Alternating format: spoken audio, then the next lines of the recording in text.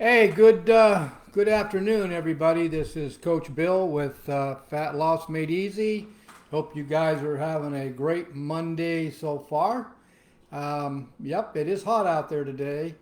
Hey guys, this is a topic that I'm getting a lot of questions about, and those of you that follow me know that Emily and I do a high fat, low carb meal plans, and we combine it with intermittent, or what we do is we do alternate day fastings, and on our fasting days we do extended fastings.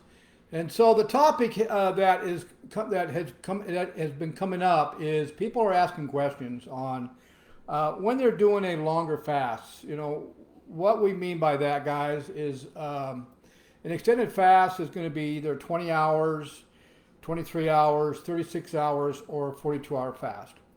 And people realize now, because there's enough scientific research out there showing that if they want to escalate their fat burning, or if they want to burn off their belly fat or hip fat or wherever their fat is in a short amount of time, because us humans, we want to do things in a short time, then they understand that it's better to combine exercising with um, a high fat, low carb meal plan and doing either alternate day fastings or intermittent fastings.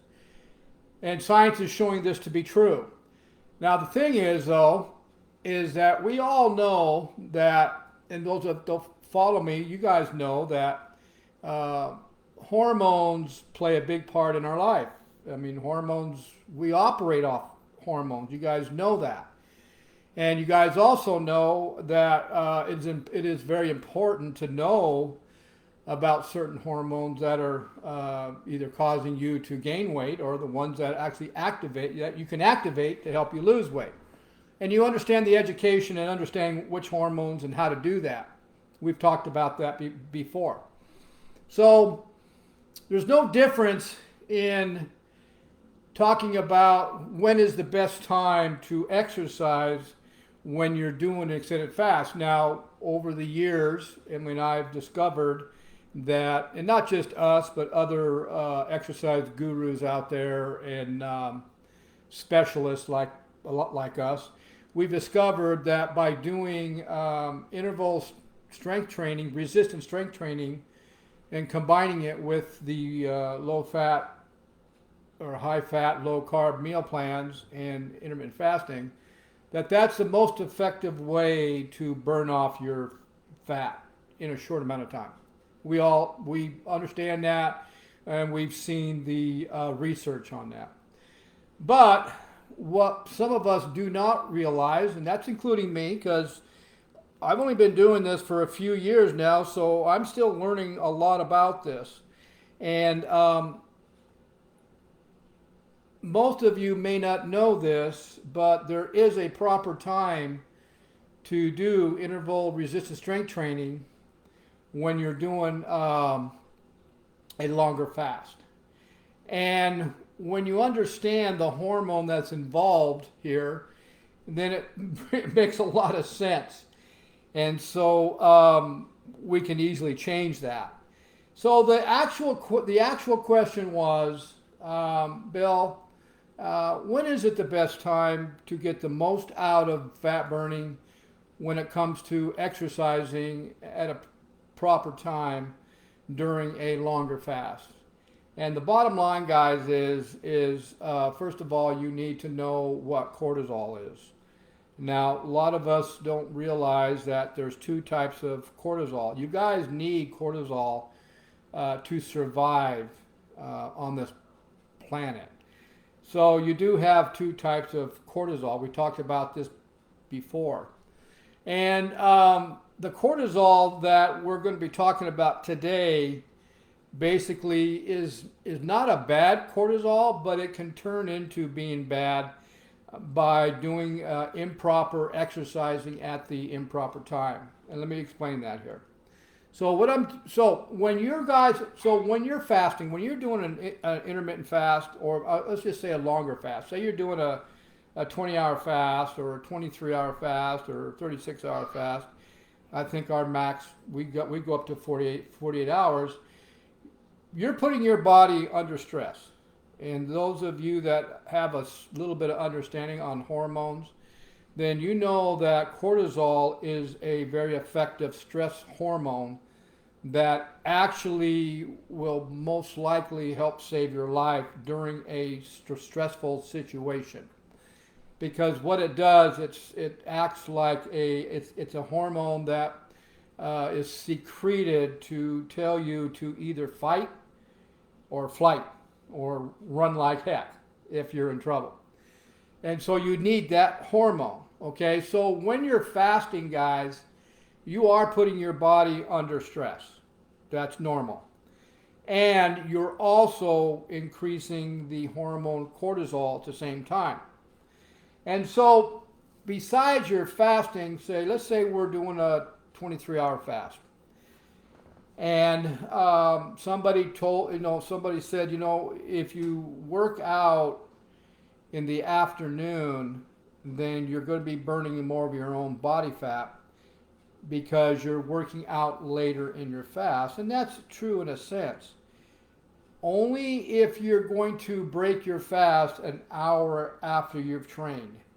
That is the best way to get that cortisol to drop down quickly. Because see, when you're exercising, especially if you're doing interval resistance strength training, you're not only producing cortisol when you're fasting, but you're also going to produce cortisol when you're exercising, because exercising causes stress to the body.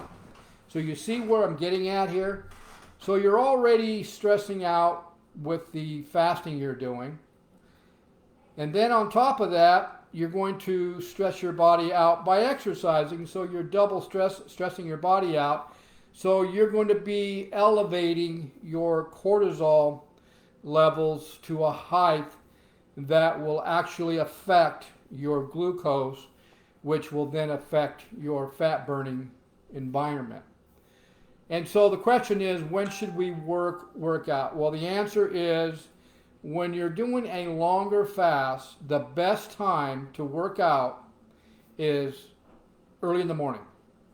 Because when you wake up and you start your fast, that will be the beginning of the stress level from your fasting. And so your cortisol levels won't be that high. So then when you work out on top of that, because they are not peaked out yet, then you're not going to be causing an issue with your fat burning. Actually, what will happen is if you were to measure your blood glucose and your ketones right after you exercise, say 15 or 20 minutes, then it most likely is going to show your glucose higher than they normally are, and you most likely will have less ketones than you normally do. And then about 2 to 3 hours later, you measure both of them again, and most likely you're going to be back down to where you are actually in fat burning, and you're actually where you normally are. So that is why it's better to work out first thing in the morning, doing your resistance interval strength training. Now, if you work out at 12 o'clock or 12:30 and you're doing a 24-hour fast, then your cortisol level is going to be pretty high for most of the day, and you're not going to be really in that environment of fat burning as deep as you really want to be. So the option is, if you can't work out in the morning and you're doing an extended fast, then the other best option, the second option, is to work out in the afternoon, and then about a half hour to 45 minutes after you're done exercising, you eat your high-fat, low-carb meal. And you've got to make sure that you're actually consuming enough protein also. Hopefully you're consuming in that one fat meal at least 40 to 60 grams of protein, but your fat needs to be higher also. Okay, so guys, that is my tip today. That's the answer to the question. of when is the best time to exercise when you're doing a longer fast. Like I said, the best thing to do is do it first in the morning while your cortisol is still low. But if you can't work out first thing in the morning, at least work out later in the afternoon and time it to where you're going to have a protein meal right after you're done exercising. Okay, and then you'll still see the benefits that you're looking for. Okay, hope you guys saw some value in this. We'll see you guys at the next video. Have a great hot day today.